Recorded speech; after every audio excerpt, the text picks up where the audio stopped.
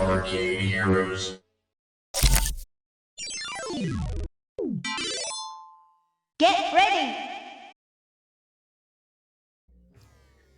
Greetings, it's Adam with ArcadeHeroes.com, and having to do something a little different here because I'm having some weird technical issues with my laptop where it is just not letting me record a video with audio on it, and just started doing that today for some reason and been trying to figure it out. But anyways, wanted to do this video about my thoughts on Tron Ares, at least so far from the trailer that came out yesterday. I meant to get this out yesterday as well. Also tried doing some short videos on it, but those are just, I've got too much to say about it, I guess. And so we'll see if anybody cares. But long story short, I'm a fan of Tron, was since I was a kid. I mean, I was a baby when it came out, so I don't remember it from then. I came across it first through discs of Tron that I stumbled across at an arcade, and I had no idea what it was. A friend of mine also had these. They used to do these books about movies, and they would essentially tell the story of the movie, but they would sometimes add in some extra stuff. And there was a bunch of movies where they did stuff like that. But I had a friend who had a book like that about Tron, and that fascinated me. And it was a few years after that where I finally got to see it on like the Disney Channel or cable or something, and really enjoyed it. And one of my favorite movies growing up. As I learned later, or realized later on, it's a bit of a philosophical movie where it dealt with a lot of issues as far as the coming merge, so you might want to call it that, or just the reliance that humanity has on using technology. And of course, the movie itself was dealing with, going into the digital world, and that's what made it unique and different.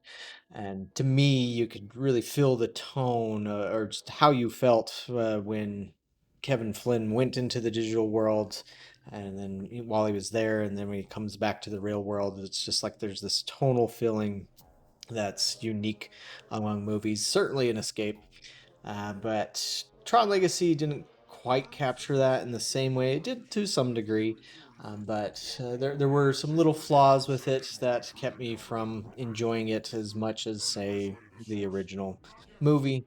But it's grown on me. I liked it more as time went on.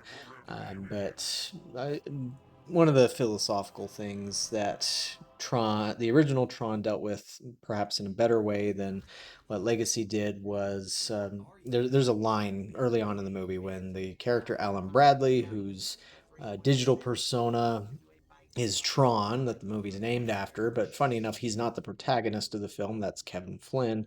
But um, he's talking to this older guy who works at Encom by the name of Walter, and Alan says, programs will be thinking soon. And then Walter chuckles and says, wouldn't that be grand? The programs will start thinking and the people will stop. It's like that was quite a prescient line, especially where we jump forward to 2025, 43 years later, and there's our people where they're just relying so much on AI that they're not really thinking. I would argue. And so they're letting AI do the thinking for them, and it shouldn't really be that way. But anyways, Legacy did try to broach some, I guess you could say, philosophical concepts, particularly what would happen if digital life became life, or became something defined as life. And from the Tron Ares trailer, it sounds like they're going to explore that some more. Like Legacy did a little bit, and spoilers, I guess. But I mean, this is a movie that's well over 10 years old now, almost 15. But you have these ISOs, which are digital life forms, and they have digital DNA. And Kevin Flynn in the grid, he doesn't even understand how they came into being. It essentially calls it a miracle of creation and whatnot, but that he had set up all these things within his computer that essentially led to it. But again, they didn't fully explore that because it seemed like that's what they were leading into with the with Korra, the ISO, the last surviving ISO, getting into the real world, and that's how Tron Legacy ended. Now, on the Tron Legacy Blu-ray, there's some little Easter eggs that showed off what they were kind of hinting at for Tron 3, which didn't have a name at the time. And also, the director, Joseph Kosinski, had also said things like he wanted to explore further as far as how would be if programs entered into the real world. Now, personally, I was never like really sold on that idea because, as I said earlier on, the unique thing about Tron is exploring the digital world and things of that nature. But now, getting to kind of the point of this whole video is Tron Ares and that trailer there. Now, I I'm better convinced after seeing this that I'm more excited. I'm more bought into this idea. Like I can see where they're applying it in a way that would be realistic. It's like what would happen if a government or corporation plus government was able to create the perfect soldier, which is a theme that's been dealt with in many, many movies over the years. Aliens is one that even comes to mind with, the xenomorphs. What would happen if the xenomorphs got to Earth and Weyland Yutani was able to use them as weapons? And so this is kind of sort of dealing with that as far as we can take programs and digitize them into the real world, and then we can use them to do whatever, such as slicing a car in half and doing other things. But then it gets into, well, what happens if one of these programs doesn't want to be used like that, which I guess is kind of a Mickey 17 sort of thing there, kind of blending all these little things together. And from that, I mean, I guess I'm intrigued to seeing where they go with that. And since they are spending some time in the digital world, it doesn't look like they're going to be exclusively in the real realm. Now, I don't know if the character it looks a lot like the Asian lady that's with Jared Leto's Ares character is an ISO. Like she has the same sort of stylings going on as an ISO does, like Korra. But as far as I know, there's no indications that Garrett Hedlund, who was played Sam Flynn in Tron Legacy, and unfortunately I can't remember the name of the girl who played Korra, doesn't seem like she's in it either. So that would be too bad. I mean, I am glad that Jeff Bridges is there. No, also no indication of Bruce Boxleitner, who played Tron, is going to be in this movie or not. I kind of hope that he is, but this is the odd thing about Tron. As I mentioned earlier, is that even though the movie is named Tron and Tron Legacy, now Tron Ares, Tron is not the protagonist of the films. It was Kevin Flynn in the first one, and then it was Sam Flynn in the second one. But of course, one of the big criticisms that I would have of the of Tron Legacy, or at least the thing that didn't care for too much, and I know some other fans didn't care for too much, was the fact that Tron wasn't in it much at all. It's like he's in it for one scene that's kind of blurry because it's a memory flashback, and he's showing that he's badass and all that stuff, but it's very brief, and so you don't really get to see him in action. And then for the rest of the film, he's really just evil Tron, aka Rinsler, and sure, he turns at the end, but even then you still don't see his face. And it's like we all wanted to see more of this Tron, and of course, again, I guess you could say you got him with Rinsler. Now, in this movie, Tron Ares, again, with no indication if Bruce Boxleitner is there, maybe they're saving that as a surprise, which would be cool, or maybe they're having a different actor come along and do it, because unfortunately, Bruce Boxleitner is up there in years at this point. But I mean, at least what I'm gathering from the trailer, and I totally get it that trailers can make bad movies seem like absolutely amazing pieces of cinematic work. But let's assume that it is going to be as good as the trailer's showing.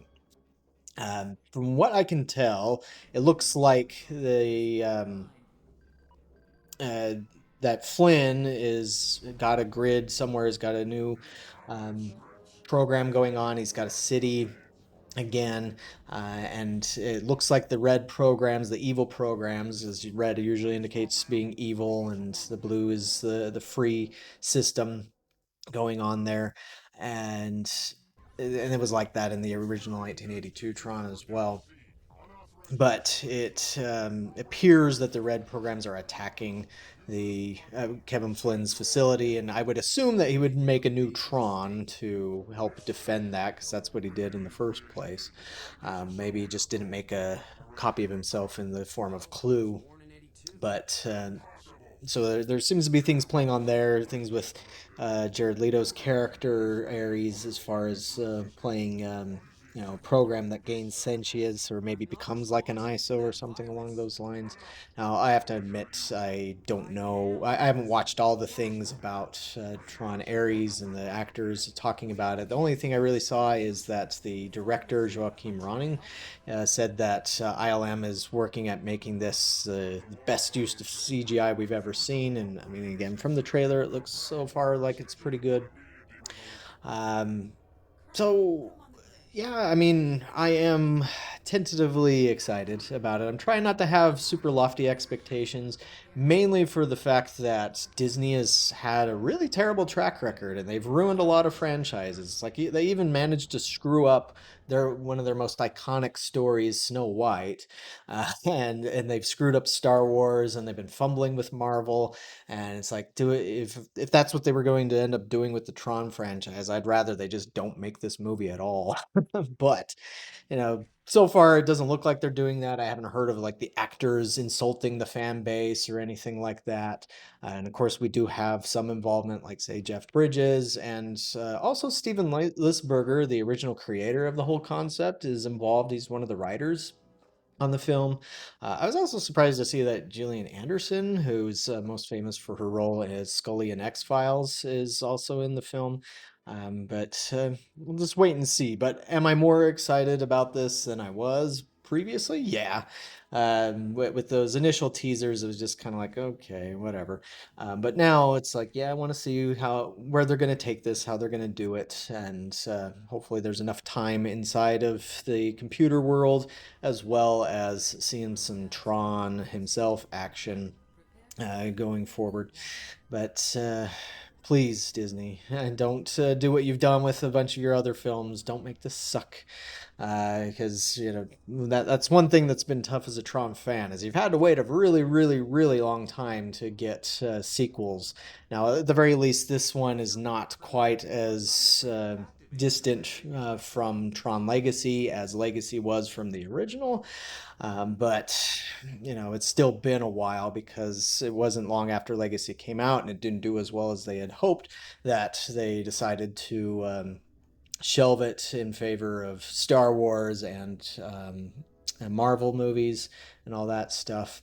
But I am happy that we're getting something. But again, like I said, if it sucks or if it totally ruins the lore of the universe and everything, then it's like, I would rather they just don't do it. Kind of like Indiana Jones 5. It's like that wasn't a movie that I felt needed to be made. They should have just or even 4 and 5. It's like, why even bother? Just end with 3 when they're riding into the sunset, and that's fine. But anyways, let me know if I'm being too pedantic about what I'm seeing here with Tron. One last thing before I close is that at first I thought there was no involvement of arcades, and like that was one thing that they did really well with Legacy was they did a huge marketing push. Obviously, spent a ton of money on it. They opened up a Flynn's arcade at San Diego Comic Con, and they even had a Space Paranoids machine there, and they were doing some other arcade promotions, and it was really nice for those of us running arcades to have all that marketing, because it helped. Because every time there's been a movie that has some sort of arcade connection to it, whether it's Tron Legacy or Wreck-It Ralph or even Pixels, I've seen some improvements in my earnings, because it just seems like it puts it in the mind of people and they go out and want to see more stuff. But so far with Ares, they haven't really done that. Now, there is a scene when Jared Leto's character is running through the glass or smashing through the glass, that you can see Code Wars in the glass on one side, the neon sign, and in the background you can sort of see some blurry versions of some arcade machines. And so at the very least, there is an arcade there. I hope it's more than just a background prop for getting smashed up or something. Granted, the arcades weren't 100% of everything in even the original movie, but it was like most of the game, all the games were based on arcade games in one form or another. And of course, Kevin Flynn had his arcade and all that. But another nice thing I should also point out is that Kevin Flynn's new headquarters has more of that original 1982 aesthetic to it, just the way that the buttons are laid out and everything. So that's nice. But yeah, we'll see if how well how this all goes. But let me know your thoughts on this in the comments below, and we'll catch you on the next video.